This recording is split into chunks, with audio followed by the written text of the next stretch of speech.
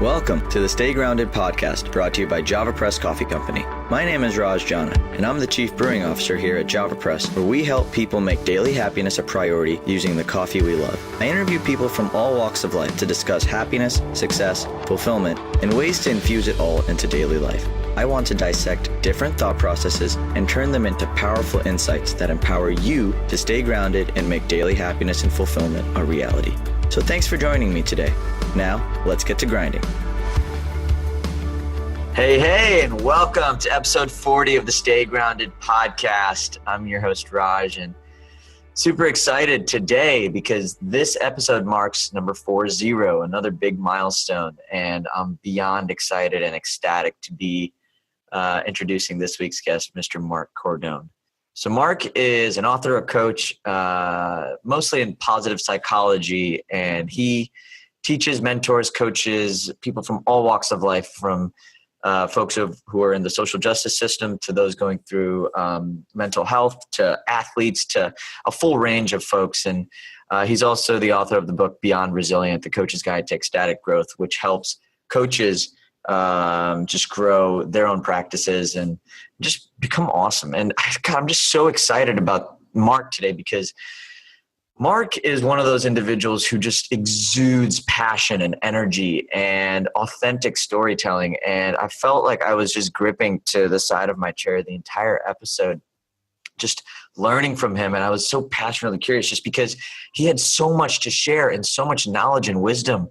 And I walked away with so many insights around happiness, growth, suffering, relationships, purpose. I mean, you name it. Just we were on all cylinders, and I'm just so excited for this episode to be episode 40 for all of you. So I hope you guys take as much out of it as I did.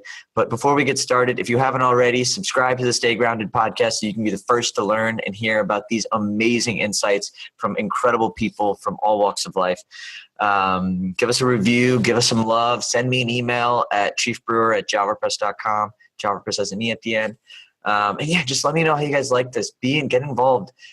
This is a super exciting episode, and I can't wait to hear you guys love it. So also, towards the end of the episode, Marc has graciously actually given us a free copy of his book. All you have to do is email him, and he gives us his contact information at the end. So feel free to get in touch with him and ask him any questions you guys got. But all in all, just enjoy the episode. And I hope you guys are enjoying today and just everything that's going to come out of this incredible listening. So without further ado, it is my incredible pleasure to introduce Mr. Marc Cordon.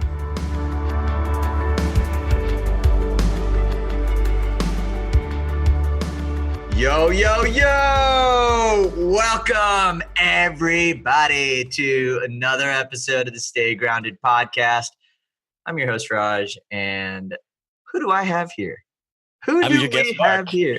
Oh, my gosh. There it is. Marc is it Cordon? Cordon, just like the French cordon bleu. I love it. This makes me really happy. So obviously I've already introduced Marc and told you guys how dear of a friend he is to me. I've known Marc for a relatively little amount of time, but in the time we spent together, man, it's been pretty firecracker. Like dude, I feel like you and I just get along really, really, really well. It was like the minute we met, buddy. It was like we went right there. We were cracking jokes, like nothing was off limits. We were cracking on each other, and I mean, that's what good friends are all about, man. Like sometimes you just meet people, and like right off the bat, there's like no pretense, and that's what I appreciated about getting to know you, man. Absolutely, brother. Well, I'm excited to get to know you even more now and ask you questions I've always been curious about, and our guests to learn more about you too. So we'll dive right in. First question I have for you, man. How did you get into positive psychology? Is that something that was drawn to you by something from your childhood? Was that something that you kind of naturally gravitated to from college? Where did it all begin for you? Yeah, I think a lot of things, Raj, got me into positive psychology. I think the last straw was that let's talk about the first straw. Okay, let's talk about the first straw. I think we're going to start then with my parents coming to the United States then, right? And I think at an early age, I saw them hustling. I saw them getting their business off the ground, and sort of these ideas of what the American dream was and what happiness looked like, sort of were indoctrinated in me. And so I had this idea of what working hard looked like, and what striving looked like.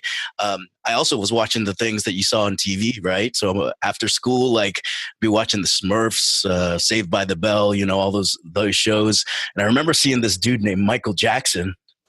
And I wanted to be Michael Jackson, like, my parents raised me to be sort of like typical Filipino American. Like, I was playing in the violin whenever company would come over at the company, make company happy. I'd perform for them, but like, I wanted to perform like Michael Jackson, because when I saw that guy like commanding the stage, like, I wanted to command the stage in the same way. I didn't see a lot of folks like that in the media, man. I didn't see a whole lot of like folks that looked like me, or my dad, or Filipinos, like fronting up bands, doing these world tours, being on TV, being on even in the Saved by the Bell troupe.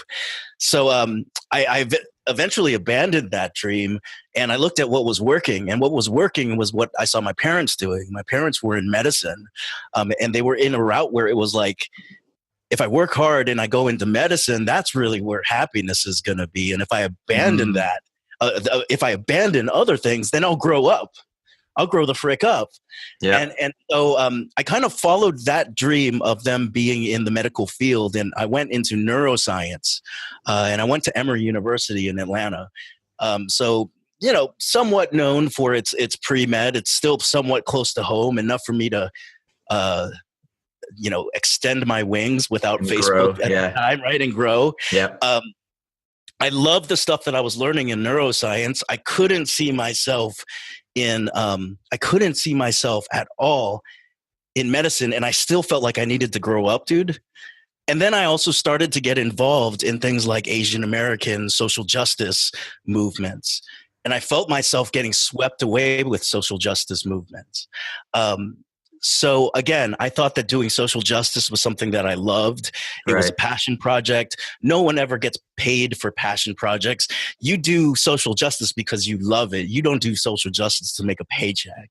Yeah. And so I stayed on the pre-med route. I graduated with a master's degree in public health. And I got to show you this picture to put on the podcast, because it was me holding my like master's degree up. And I had these big old aviator sunglasses, right? Like, my parents are there. My sister's there. They're all proud as hell for me, right? They're all cheesing. And I'm sitting there with this like, I'm on top of the world, like my crap don't stink face. Yeah. And it was really this very egotistical, arrogant view of life that I have made it further than everyone else because I have some sort of piece of paper that tells me that I'm better than everybody else. I have a master's degree. I worked in a hospital system for a while. I realized I wasn't happy. I didn't know what it meant. I remembered that I wanted to be Michael Jackson, so I quit my job. I joined the band, man. I joined the band. And like, the thing was at the time, like, our band was like made of like Asian Americans. And so we looked around the South. We didn't see any other Asian American bands in the South. So we gave ourselves the moniker Best Asian Band in the South. Love it. Hey, man, we were also undisputed. Undisputed. We were also the worst Asian band in the South because there's no competition. We monopolized the South. We were the JP Morgan of the South when it came to Asian American bands.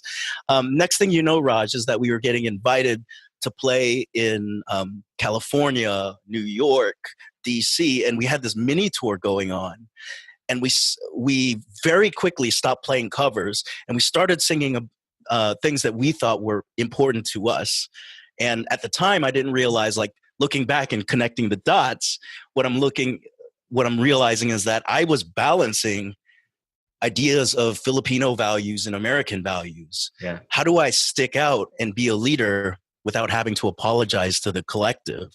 Um, and so I was doing something that was fun, I guess, on a daily basis, but I was completely unfulfilled. Yeah. Like I was missing my family. This wasn't working. And so I remember it came to a head because I wrote this song called What Went Wrong. And the song was like, here's this dude, like his parents did everything they could for him. They got him to a point where I could go to college and get a master's degree. I screwed that up. Now here I am. I go and join a band. We're at the point of like we were winning Battle of the Bands. We were doing all these things that were ostensibly successful. I'm still unhappy. And then when I go home and I'm like this long-haired kid that's just living on people's couches, when I say hi to my family again, and the only thing I can think is in the back of their mind is like, what went wrong with Marc, right? And like, how the hell will I ever be able to reconcile those two things?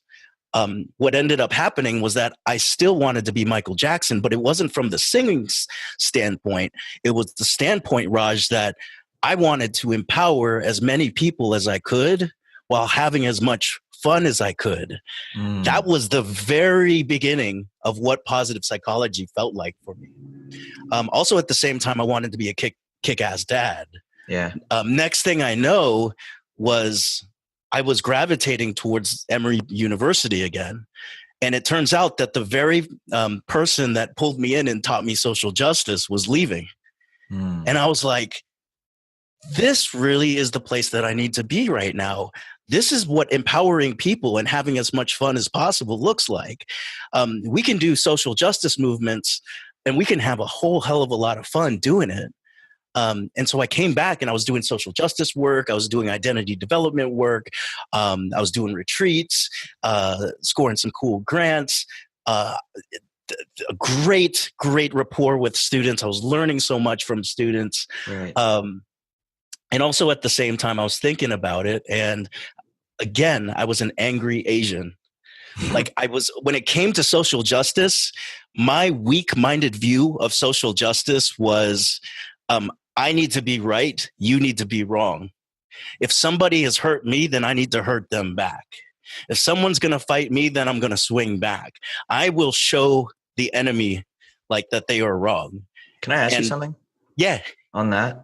I've seen this, at least from your story, it seems like that's a common trend, this us versus them mentality. Yeah. How did you, because I don't feel that from you now. Like I feel a very like inclusive, warm, almost like inviting presence. How did you flip that? Was there a point or an experience that made that flip for you? Or was that something that you just kind of naturally grew into after you got tired of being angry? That's really the end of it, man. Yeah. I think growing up, it was, I think throughout our lives, but especially when you're younger, you look at all the other folks around you and you realize that they are what you are not. Yeah. You know? So like, I remember desperately wanting to not be Filipino and just be like everybody else. Yeah. I remember being like, damn, like no one's ever going to want to go on a date with this guy. Yeah, no. Not true. Not true. But like when I remember getting into this and saying, I'm so angry. I'm thinking about battling folks. If I stay in social justice, I'm going to burn out. I'm going to burn out. And a student came into my classroom and said, I just took the best class I ever took. And I was like, teach me. What is it like? Movement work 101? What is it like? So, feminist, feminism, blah, blah, blah. And they're like, no, happiness course. And I was like, are you serious, man? I was like, get out of my office, dude. Like, seriously, like we have so many things that we need to do. And you're talking about the privilege of being happy right now. Are you serious, man? Wow. And like, I went and I looked into the class because I was like, you know what? I'm being ignorant right now. Like, let me see what he's talking about. And in many ways, he talked about the fact that like, sometimes we just go through growing pains in life, but we can separate growing pains and suffering. We don't have to suffer. And when you stop suffering, you're free. Also, when you start thinking about when you stop thinking about the us versus them mentality and you think about the we mentality, you're practicing some pretty radical compassion. So when people who used to be your enemy, you're making a hostile place now an inviting place to your enemy, and or formerly your enemy, you are really beginning to realize that so much of these wars that we had with people, or the crap that we thought about it, are an illusion. And so happiness really wasn't something that I saw as like a shits and giggles type of happiness, Raj. Yeah. I saw it as this sort of way of, we've talked about this before, living fulfilled. There's one way of looking at happiness that I always thought was goal attainment. And our brains are wired for goal attainment. Right. That's why when we attain a goal, it feels good. Yeah.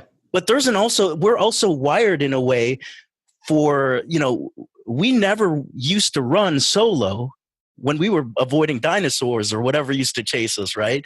We were always rolling in packs. Yeah. And when we were a tribe, everyone had a role in that tribe to survive. Yeah. And that's why nowadays when we talk about purpose and people are like, that's bull crap and all this stuff. Well, back in the day, it was hereditary to be born and figure out your purpose to help the tribe survive. And so suddenly happiness and neuroscience became merged. Yeah.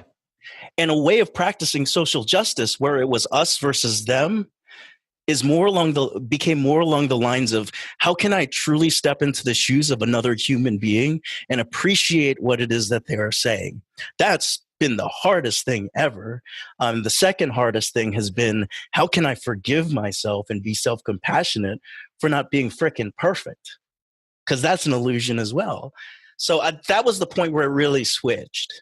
I want to acknowledge the suffering versus growing pains conversation, because that's always been, I've always believed that if you can normalize your relationship with fear and struggle, you almost step away from the pain of fear and struggle, or almost like that biting kind of itch that pulls you away from those concepts. How do you feel like separating growing pains and suffering ties back into purpose or your role in the tribe? Yeah, well, I think a couple things. We are built to grow. Yeah. We are not built to stay the same. We are built to evolve. And in many ways, the same part of everybody talks about it nowadays, the part of the brain that induces fear. And I'm not talking about fear when a dog is coming at you and it's going to bite you. That's a real fear. But I'm talking about the fear where we stay up at night worrying about things that are not real. Yeah. Right? We're worried about something someone might say to us, or something that might happen. And then that prevents us from taking action. And then we are completely paralyzed and we go into this horrible loop. It's the same thing as like when you're going down a river and that part of the river where it goes in a circle, and you just have to wait or paddle out, right? Yep. It's just like that in life. You can be going right down that and then you get stuck in the doldrum. So we are meant to grow. Now, when it comes to suffering and pain is associated with growth, right? When we lift weights, the next day, the cells are torn, right? When we, as an entrepreneur, step out of our comfort zone, we feel the growing pain in the sense of emotionally, we go into a fear zone. Yeah. But then we have to constantly practice it to change our mindset.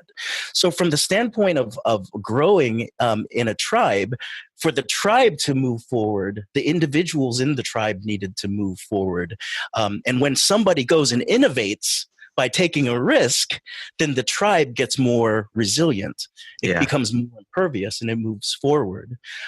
So I think that there's a hand-in-hand piece. And a lot of people are like, we can find the neuroscience of why people have happiness indicators that are outputs.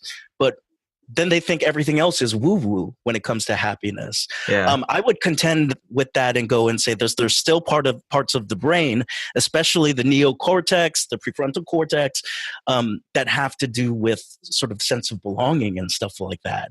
And nowadays, we have all the technology for sense of belonging, but if we're not truly connecting and we're wanting to grow by ourselves, if you and I only want to work on Java Press, and I only want to work on greater good coaching, neither of us will survive, because that's still the way that humans operate. Let me ask you this. I feel like there are certain things that like you go through on your own. Yeah. Right? Like there are sort of like almost like a hero's journey. Like there are certain things that you go through in your life that are meant for you to tackle alone. How does that tie into this concept of helping others and giving back? And how do you balance the two? Because I feel like some of my biggest growth moments and challenges have come by me moving away from home, by me trying to go in, have you seen 300? In 300, they send, the kids out into the wilderness and they got to go like survive the wilderness and come back. I feel like there's certain growth that has to happen solo. So how do you balance the two? Because I think both are incredibly important, but it's a tough line to see. Such a good question, man. So in the middle of being alone, there's other words there. The two words that I want to separate is you can be alone and lonely, or you can be alone and in solitude, right? The person who's alone and in solitude understands that as I climb this mountain, I've made it to a certain point, and the people climbing with me can only make it so far. And I have to make a decision on whether to let go of their hand, try to pull them up, or do the rest of this on behalf of the tribe. And go to the top of the mountain and bring back what was up there down to them. Sometimes, and I feel like that's oftentimes the hero's journey. Yeah. The idea of being alone and lonely is the idea that, oh my gosh, if I leave my tribe, I won't survive anymore. And the thing is, nowadays we can be lonely and surrounded by people. For anyone who's ever been to a networking event, one of these things is not like the other, and it's me, That's what being surrounded and lonely sometimes feels like. As entrepreneurs, as people making it through the world, we have to push through that. Also at the same time, there's folks like you're talking about Joseph Campbell's hero's journey. There are also folks like Carl Jung, who looked at the idea of these journeys that we take, and at the end of his life said, there are times where I dealt with two demons my entire life. Like, this is a guy who wrote about happiness. At the end of his life, like, there's demons that I've got. There's two of them. One of those demons was a creative genius. And in order for me to unlock that creative genius, I needed to become alone. I needed to go into my lab. I needed to think through things. And sometimes people said that I'm crazy as shit. Yeah. And it made me feel alone. And when I felt alone, the other demon would go and say, surround yourself with people. And I would be surrounded by the coolest, richest, smartest people. And I'm interacting with them and I'm connecting with them. Yet the thing that was unconnected was my creative genius. So here I am on a daily basis interacting with people. But when I listened to that demon, the other part was shut off. My creative energy, my solitude was shut off. So I think that I think that those are two things that we think about. Sometimes people call it the traveling between your head and your heart, right? That's like the loneliest journey you'll ever take. But there's a third dimension that we forget about, and we call that intuition. Intuition is the part we cannot talk about, and that's where the head, the heart, and the gut come together, bro. So I feel like loneliness is probably, and aloneness and solitude is probably the number one thing that all of us humans experience. And I would say it prevents us oftentimes from taking those risks because it will cut us off. Yeah. How do you reframe loneliness? Because I agree, and I'm with you. And I think we've all felt that, where you're somewhere, you feel alone, or you're in a relationship and you've never felt lonely, or like there's always some way where you just feel disconnected. How do you reframe disconnection and turn it into something you can actually positively use in your life to experience the growth and fulfillment and path to happiness that we know exists at the end of it? Yeah, well, so I'm straight up saying this as someone that studies positive psychology. The shits and giggles aren't a part of it. It's not every single day, and we're gonna wake up and we're totally disconnected, right? And that's why a lot of people right now, I think, are talking about authenticity and masking. And sometimes I'll put on a mask for work. Every 3 days, you see me go on a Facebook Live and say, "What is up?" Right? And it's very much like a pro wrestler, and I'll feel very lonely. I think one of the ways to reframe it is first by feeling the feels, bro. Is by first allowing yourself to express it, understand it, and say, "Here I am. I'm pretty lonely. I'm But depressed." then there's judgment. Yep, and that is, again, that's if we were completely devoid of judgment, we're not human anymore. We're gods now. Part of the human experience is the judgment. Part of the human experience is judging and then forgiving, judging and then forgiving. So then you're completely right. So the first thing I wanted to say was the way we reframe is understanding the ego, but no, feel the feels, understand that this is a human experience you're going through. But I think the other thing is understanding that, technically speaking, 99.9% of us are pretty much the same. There's only a couple genetic differences that make us different, And so given the fact there's an overwhelming amount of us or overwhelming amount of being human that is universal, there's something sometimes calming about that, right?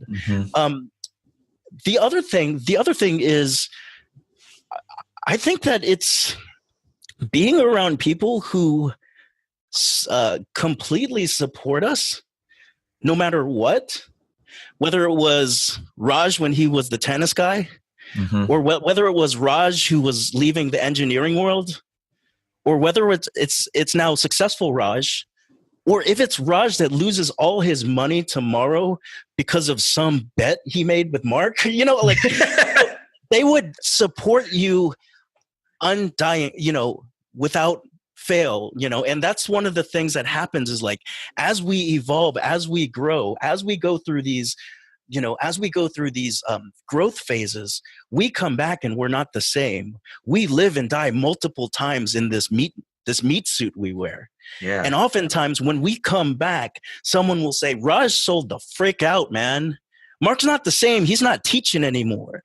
He's not doing this stuff." And we weren't meant to be creatures of repetition and repetition and repetition. That's the surefire way to go to your deathbed with regrets, man. That is so profound. And I love that, because you're right. I mean, the fear of judgment comes from the fear of people not accepting you as you change. Right. Yeah. So you judge other people who change, or you judge other people that want to make a positive change in their life, because you don't feel like you're going to get the same level of acceptance. How do you reframe that? That is, I think, the magic bullet. Like, if you can turn, because, like, I mean, I subconsciously, or unconsciously experience this. So it's not like but like when I see other people, like even people in my peer group, like who are like, "Hey, this goal I hit wasn't enough. I want to go do this." And I'm like, "Really, dude?"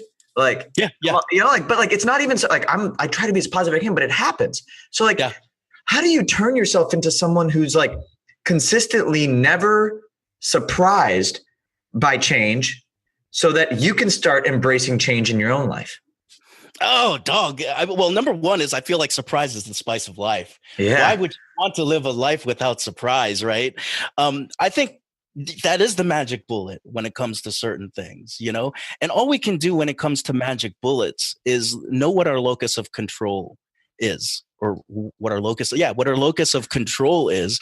And when it comes to our locus of control, we can't control other people at all. It is something that, like, when we're part of groups and peer groups, what happens is that people begin to grow at ecstatic levels, accelerated levels. And then part of you, the judgment part, the ego part, will say, now he's just getting greedy. Now she's just showboating, like, seriously, another million? You're just showboating now, but also at the same time, I'm trying to think of the right Camus. I believe, no, not Camus. I'll remember the name. But there was another psychologist who went and wrote, "They will all love you until you sprout wings and try to fly. And when you try to fly, they'll try to clip your wings." And so in many ways, there was kind of a human element there of just like, everything's all good and copacetic when the status quo is everybody walking on the ground. But when somebody shows us that there is now a new way to experience life and they sprout wings and start flying, they're like, "Hey, everybody, like, check this out. Like, we can actually fly." The people who can't fly or don't believe that they can fly want to cut the wings rather than evolve as a species, because the ego is getting involved. So in many ways, the locus of control is making sure that you're not the person that clips anyone's wings. You know what? I think you said something really powerful. They don't believe they can fly. Yeah. Because I think if you believe you can fly, you're always going to try flying. Mm-hmm. And when you try flying, it might not happen immediately, but it'll happen eventually. And once it does happen, you start to fly at heights that you didn't think you could before, which just creates that locus of control to expand even more. Yeah. So, I thought the magic bullet was really solving judgment, but I think it really is just building belief. How do you build belief in your own life, and how do you continue fostering and nurturing that spirit so that you can continue moving forward through life as you evolve and change and grow? Yeah, that's a great freaking question. Well, I think the thing is that there's a couple things in terms of building belief.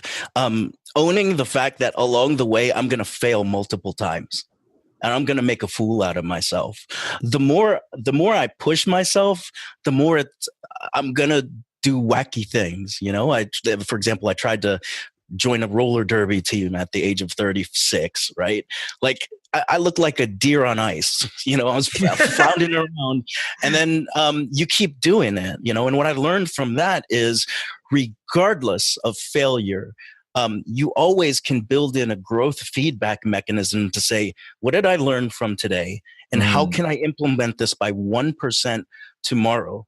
Raj, when I first started my coaching business out, I had a Rolodex full of 14 years of contacts, and immediately thought that my office times would be full. No, there's a transition there. That was ego, right? And in terms of rebuilding my belief, I started small, and I'm talking about ridiculously small before I got a coach. I remember my first coaching package was $75 for 9 sessions. That's like inhuman. Yeah, no one should do that, Yeah. But also at the same time, like, you follow through on what you agreed to, but the next time around, it was not 75. The next time it was not 750. The next time it wasn't 1,000. The next time it wasn't this. And you build your way up. And then you start to believe, even when you're failing, that, this call wasn't meant to be. So instead of being graspy and desperate about life, you just know it's going to happen regardless of whether something is seen as a failure or not. I think also having a group of friends, as much as we joke around, like, knowing that there's somebody like Raj that I can call and be like, yo, dude, like, I'm getting a lot of heat from people for scaling up or whatever, knowing that you can be like, let's have a virtual cup of coffee over it. Yeah. Or getting a little bit of heat for, your positive psychologist, and the name of your program is Make Money Coaching, right? And having the self-love and the self-appreciation to know that yeah, that's where coaches need to start. They need to make money coaching, or else it's the end of the road at one point, right? So I think all of those things, building belief, having the, having a feedback loop of where you're going to fail, telling your gremlins to STFU, continuing to work in a zone where you're challenged, but not so challenged that you're not breaking yourself, like being in a consistent pocket of pushing yourself. That getting the extra stride in, the extra second in, that's the same thing as what you do in business or what you're doing with your life or your relationships. So and it's almost like, going back to the suffering versus growing pains thing, it's becoming really comfortable with the growing pains. And I've always believed that action builds belief.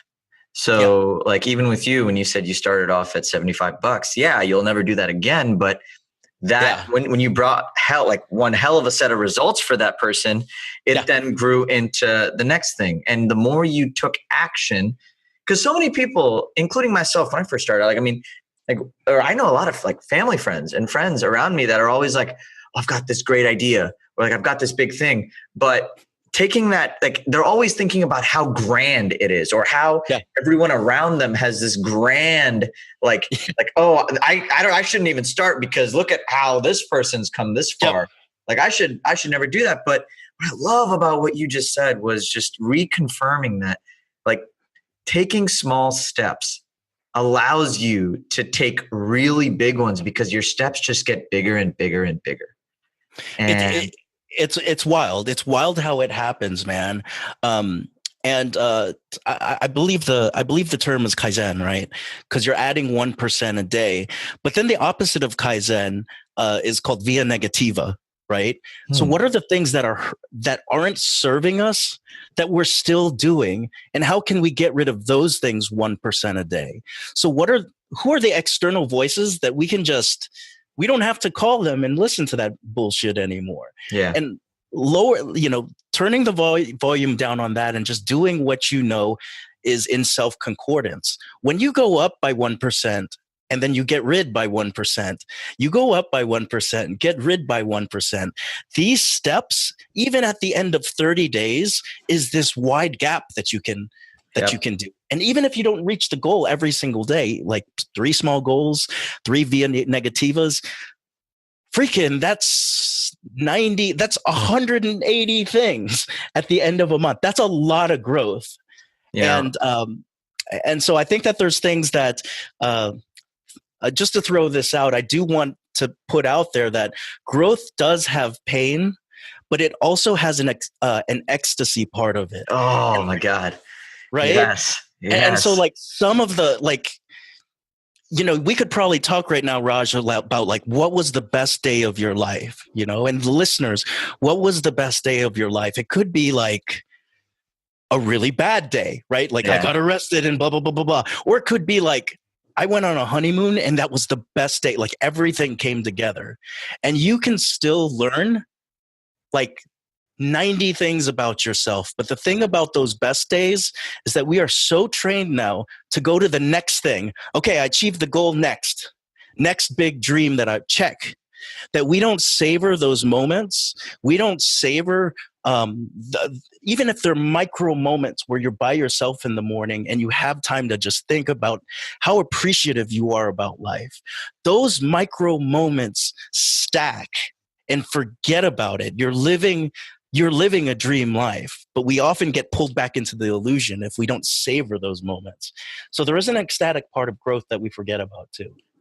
I have so many questions about that, but to kind of come back to that moment, though, like how do you train yourself to savor? Oh, that's a good one, man. I think a couple things. I think life is well designed for you to savor it, right? So for example, right now, you and I could be thinking about like what it is that we could be doing next, the meetings that we have to do, the score of the World Cup games, all the stuff that's going on. But I personally feel like being in the moment with Raj right now, just being mindful that there will be no other time in history, Raj, where you and I are creating like we're creating right now. We can try again, but we're never going to create like we created this today. Yeah. And know that this is quintessentially a moment that we will never experience today. That is savoring, man. That is savoring. Yeah. It does start with mindfulness. It does start with appreciation, but it also starts with, or then it starts moving to, man. There were people that built the computers and the microphones and the earphones and the paint on the walls and this fake background. There were thousands of people who came into creating this moment for you and I. This is a big freaking deal. And like, we can not only translate that from the amount of people who put in the work, but the amount of people who put in the work to researching computers. Steve Jobs is a part of this because I got my MacBook on here. You know what I'm talking about?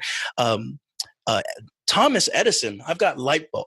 Like, it goes, we're standing on those shoulders. That is pretty magnificent, man. Dude, that is, I love how your appreciation and gratitude compounds. Like, it's almost like you've like practiced this so much, like just a practice of savoring the moment and being in the moment, that you can see how one thing leads to another and it leads to another. It's like this like domino effect of happiness that like trickles everywhere.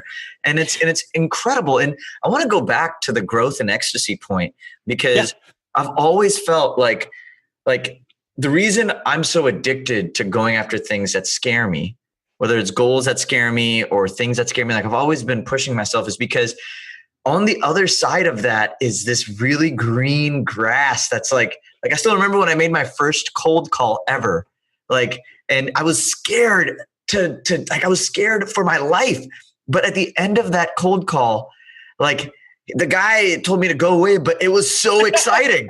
Like, I heard a big fat no, but it was like, oh my God, that was like, I was shaking afterwards because I just felt so excited and so like exhilarated. Like, it was like adrenaline just pumping through my veins. And so when you said ecstasy, like, it was like this, it's hard to explain, but when you do it, the more you do it, the more you get addicted to doing it better and doing it harder. And you know what, Raj? I think that's the perfect example. On paper, you got a big goose egg from that sale, right? Yeah. You got a goose egg, but like, so on paper, it's painful, but you weren't really in pain. Like, you were celebrating that.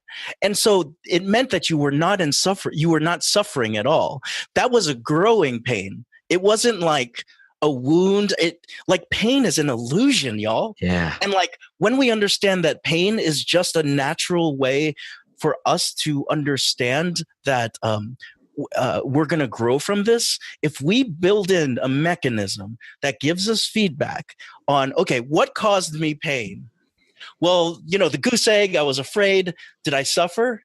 No, which means I'm going to push myself back into the pain again. That's why runners run. They put themselves in pain. They got to put tape over the nipples, man. you know that there's a type of pain going on there, right? So like, it's a concept that comes naturally to us as humans, but then when we take it out of different domains, it's almost like it's unnatural. And so you proved perfectly that we experience this all the time, the difference between pain and suffering, and how pain becomes ecstasy and ecstasy fuels growth. And we still fall into our own egos and stuff like it's a beautiful, beautiful thing. But when you go to bed and you wake up in the morning, what are those micro patterns of gratefulness and happiness that we're practicing? And that's why I've loved connecting with you, man, is when you can build those into your life and ritualize those, forget it. There's no wrong way to live life when you're doing it that mindfully.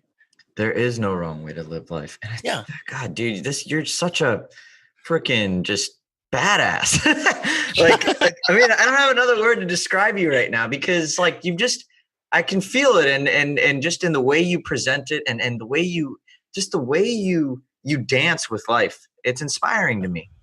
Yeah, thank you, man. Yeah, It yeah. is. It is. And how did you like? I gotta know. Like, did you ever have a point in your life, like after you realized that, after you made the distinction between suffering, growth, and just when you realized what happiness truly was? Did you ever have a moment where you were getting pulled back into your yeah, man, every day. All right, fair enough. For everybody listening, I wanted to say, and I had a feeling you were going to say that, because for everybody listening, know that that's part of the process. You're not going to change overnight, nor do you want to, because then it wouldn't be fun. No, and in many ways, like the hero's journey was not a linear journey. The hero's journey was very circuitous, and it was strange, and people try to map it out, and it looks like a circle, right? But then if you turn it on its axis, it's actually a spiral moving forward. So it feels like we keep making the same mistakes over and over and over again. So it feels like I'm living my life and it's like Groundhog Day, right? And I'm like, you know what? Like, I'm still a positive psychology dude, and I'm still pissed off to do my golden mic today. Yeah. What's up? It's a golden mic. You know what I mean? But like, also at the same time, there's something about knowing and just straight up trusting the process.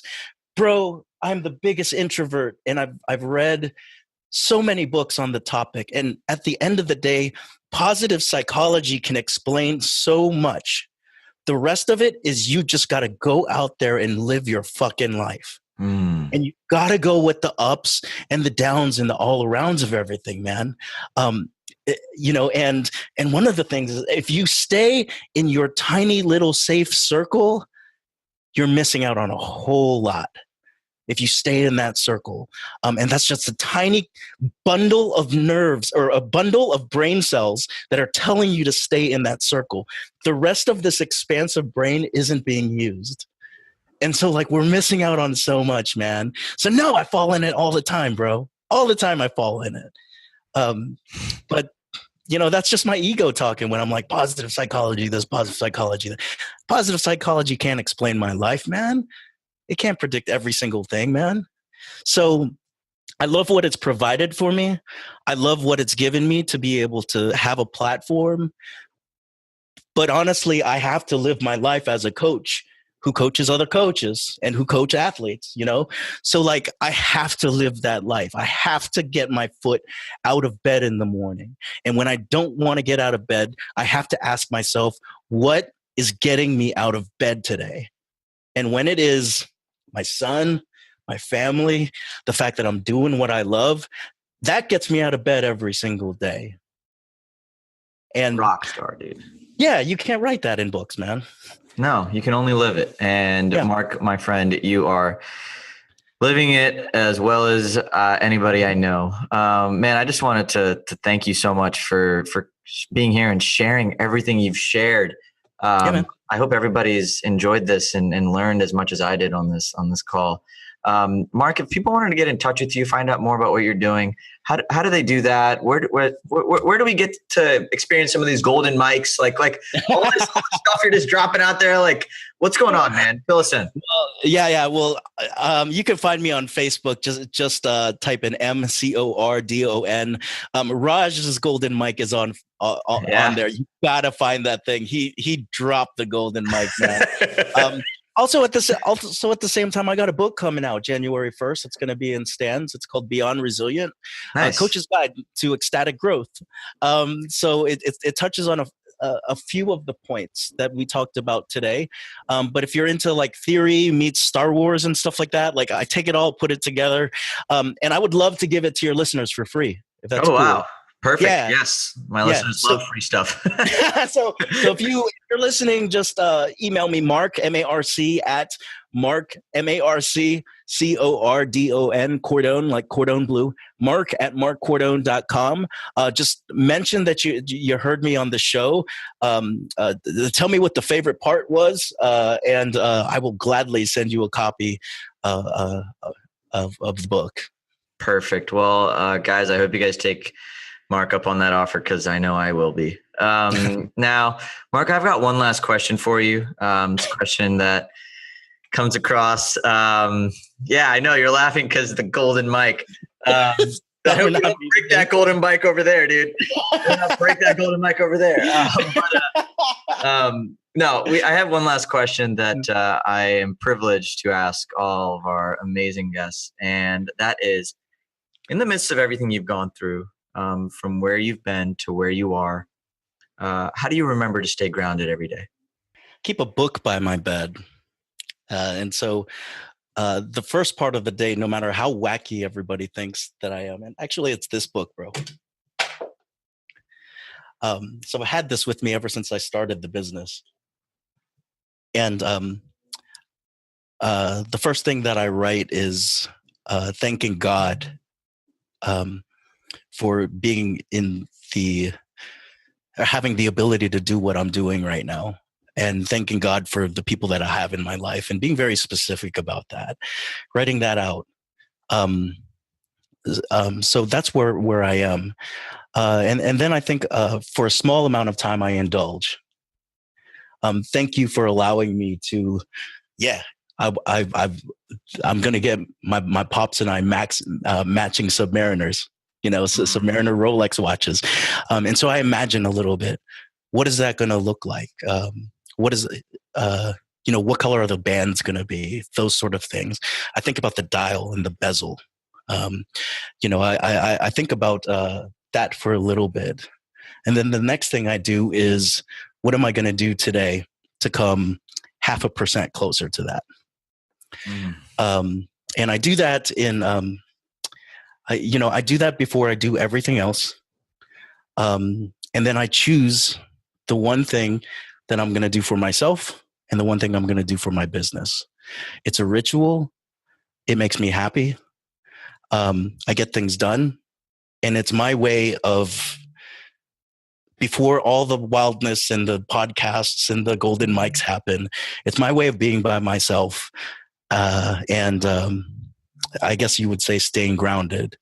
And so that's of utmost importance. And I don't leave the room until that's done, unless there's a huge emergency. But that's really the way that it's been. That's really the way that it's been. And it's the way that it's going to go until I run out of pages. Or until you have 2 Submariners on your hands. Man, that is beautiful. I love you said imagination. I call it visualization. 2 words in the same crane box. And God, you're an amazing human being, and I'm grateful to know you.